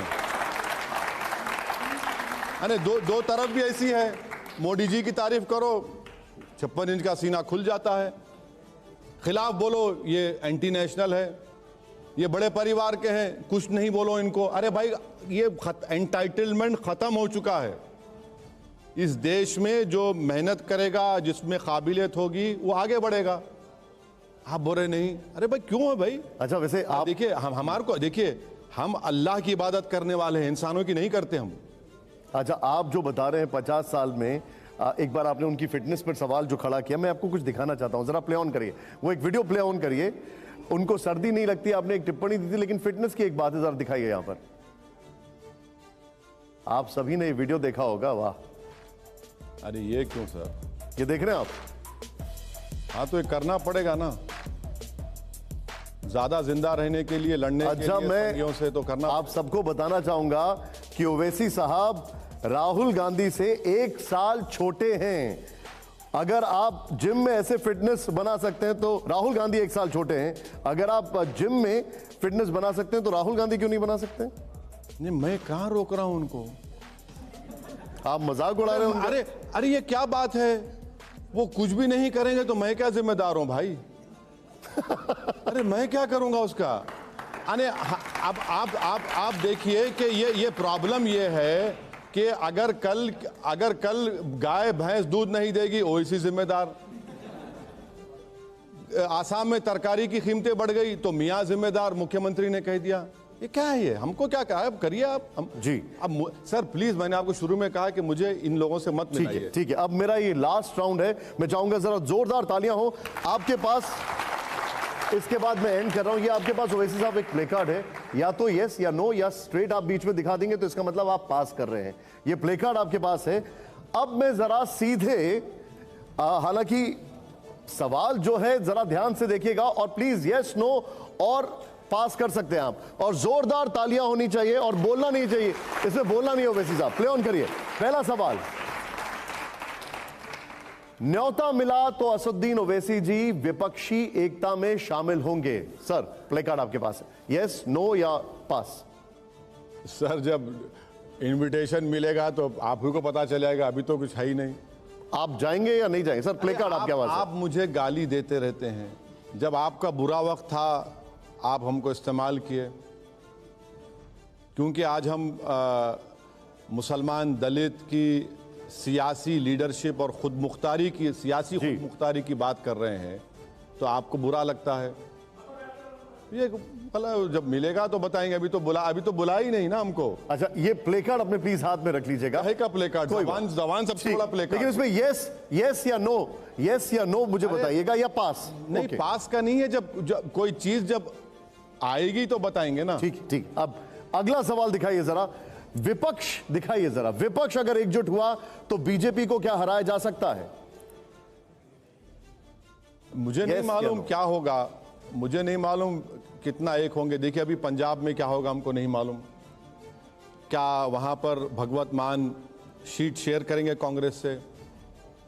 क्या उत्तर प्रदेश में कल रिपोर्ट आई कि समाजवादी 8 सीट देगी, क्या तैयार हो जाएंगे? क्या दिल्ली में अलायंस होगा? महाराष्ट्र में क्या खेल होगा हमको नहीं मालूम। हाँ, बिहार में कितने सीटें लोग बांटेंगे वो नहीं मालूम। तो देखेंगे, अभी तो अंग्रेजी कहावत है ना कि there is a possibility, they can always be a slip between the cup and the lip. अब विपक्षी एकता पे भी वैसे बीजेपी का भी यही स्टैंड है, लेकिन अगली खबर, देखिए बीजेपी को हराना जरूरी है। तीसरी मर्तबा देश के प्रधानमंत्री नरेंद्र मोदी बनने से हमको रोकना है। जो आज देश में हालात हैं उसमें नाकाम साबित हुए वो। ठीक है, अब मैं चाहूंगा जरा जोरदार तालियां बजाइए, हौसला बजे। ओवैसी साहब, हमारे कैमरामैन इंतजार कर रहे हैं, वो इस फॉर्मेट है यस या नो का प्ले कार्ड में, अगर आप लिख पाए इसको। क्या करें? ये आपके हाथ में प्ले कार्ड है, यहाँ पर ये यस या नो कैमरा पर सर, कैमरा पर, और या पास कर सकते हैं यस या नो, या ठीक है, वरना आपको कट एंड पेस्ट करके कुछ दिखा देंगे। अगला सवाल, पाकिस्तान के साथ प्ले करिए, पाकिस्तान के साथ क्रिकेट मैच खेला जाना चाहिए? यस, नो या पास? अरे हमसे बगैर पूछे अहमदाबाद में वर्ल्ड कप का मैच हो रहा है, हमको पूछे ही नहीं। मुल्ला जी को पूछे बगैर आपने मैच कैसे रख दिया? ये आपका ओपिनियन है? आपको ये सवाल तो प्रधानमंत्री से पूछना चाहिए, अमित शाह साहब से पूछना चाहिए कि आप करा रहे हैं। देखिए, क्रिकेट मैच खेलेंगे और फिर देश को बोलेंगे एक बात। हम मानते हैं इस बात को कि यकीनन मुंबई में और जो भी कश्मीर में हो रहा है, पाकिस्तान से आ रहे टेररिस्ट, मगर एक कंसिस्टेंट पॉलिसी तो रखिए। अच्छा, आपने बगैर किसी को बोले ऊपर से अफगानिस्तान से प्लेन में जा रहे थे, नीचे किसी ने कहा कि घर में लाइट है, मालूम हुआ कि नवाज शरीफ घर में शादी हो रही है, आपने उतर गए वहां पर। ये क्या है? ये हमसे बगैर पूछे आप वर्ल्ड कप का मैच खेल रहे हैं वहां पर अहमदाबाद में। ठीक है, अब अगला सवाल मेरा यस और नो में, वैसे साहब प्ले कार्ड आपके पास है? नहीं, जरूरी अगला नहीं सवाल यस और नो हो। ओके, ठीक है। अगला सवाल प्ले ऑन करिए जरा। 3 तलाक रद्द होने से मुस्लिम महिलाओं को फायदा हुआ है? मुस्लिम महिलाओं का डिजर्शन बढ़ रहा है, डिजर्शन बढ़ रहा है। और सिर्फ मुसलमान बच्चों को या उनके वो हस्बैंड्स को जो गुनाह करते हैं ट्रिपल तलाक कहकर, उनको क्रिमिनल बना दिया जा रहा है। ठीक है, लास्ट सवाल है और जोरदार तालियां करके हौसला अफजाई करें जरा यहां पर। लास्ट सवाल है, प्ले ऑन करिए। आम आदमी पार्टी बीजेपी की बी टीम है? यस या नो या पास? देखिए, मैं किसी को ये टीम वीम नहीं कहता, मैं ये कहता हूं कि आइडियोलॉजी की बुनियाद पर, उनके स्टेटमेंट्स की बुनियाद पर, और उनकी जो शुरुआत हुई है वो विवेकानंदा थिंक टैंक से हुई है, तो उसकी बुनियाद पर वो बहुत करीब है आरएसएस की आइडियोलॉजी के। अब इस शो को खत्म करने से पहले मैं आपसे एक लास्ट सवाल है मेरा। आखिरी है ना ये आखिरी है। आप जब शिकागो गए तो आपसे एक बच्चे ने सवाल पूछा कि पाकिस्तान में जो मुसलमान हैं, क्या आप उनको अपना भाई मानते हैं? आपका जवाब? देखिए, ये बात आप बार बार हमसे पूछते हैं, आप मोदी जी से ये नहीं पूछते कि आप क्यों गए नवाज शरीफ के घर में और उसके बाद वहां पर हमारे एयरफोर्स के अड्डे पर आतंकवादी घुसकर हमला कर दिए। वो जवाब आपका बहुत वायरल हुआ, बहुत पसंद किया, इसलिए मैंने ये सवाल पूछा। हमने भी, आज भी मैं कह रहा हूं कि जब यशवंत सिन्हा साहब के साथ एक 2012-13 में ग्रुप गया था एमपीज का, जिसमें शाहनवाज थे, हमारे बड़े भाई कीर्ति आज़ाद थे, हम लोग सब गए वहाँ पर, उनके एमपी से बातचीत किए। एक प्रोग्राम भी टीवी पे हुआ था, बड़ा मशहूर हुआ था। हम अगर आप मेरी राय पूछेंगे तो मैं तो चाहूँगा कि साउथ एशिया में भारत के ताल्लुकात सबसे अच्छे हों, मगर अफसोसनाक बात यह है कि चीन इन तमाम मुल्क पर हावी हो गया है। बांग्लादेश हो, पाकिस्तान हो, नेपाल हो, और चीन हमारी 2000 स्क्वायर किलोमीटर ज़मीन पर कब्जा करके बैठा है। देश के प्रधानमंत्री चीन का नाम लेने से पीछे हट जाते हैं। डेप्सांग डेमचाक हमारे लिए बड़ा स्ट्रेटेजिक इलाका है, वहाँ पर चीन बैठा हुआ है और 100 बिलियन यानी डॉलर्स के ज़्यादा वो क्या है, वो ट्रेड डेफिसिट हो गया है। हमारा एक्सपोर्ट ही नहीं है, सब वहाँ से आ रहा है। जितने एशियन AII बैंक और एक जो बैंक है, सबसे ज़्यादा लोन हमको चीन दे रहा है। फिर क्या हो रहा है, क्या मैच फिक्सिंग हो रही है, ये हम समझ नहीं पा रहे हैं। ओवैसी साहब, आपने TV9 के लिए समय निकाला, इसके लिए बहुत बहुत शुक्रिया। जोरदार तालियां हो जाएं। Thank you very much sir. Thank you so much. Thank you.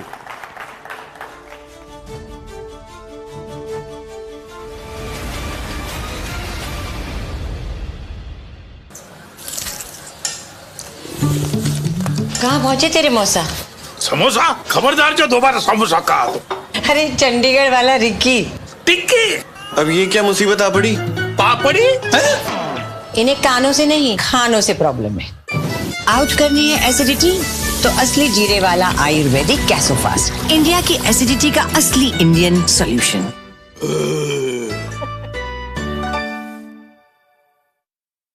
खाने का टेस्ट बढ़ाने के लिए एवरेस्ट किचन किंग। दम आलू हो या भिंडी मसाला, पनीर कोफ्ता हो या कढ़ाई सब्जी, हर खाने का टेस्ट बढ़ाने के लिए एवरेस्ट किचन किंग। टेस्ट में best kitchen king from Everest. 30 दुर्लभ जड़ी बूटियों से निर्मित केश कांति एडवांस हेयर ऑयल बालों को झड़ने से बचाए, नए बाल उगाए व असमय सफेद होने से मुक्ति दिलाए। आज रेस्टोरेंट से शाही पनीर ऑर्डर कर। बहुत बढ़िया।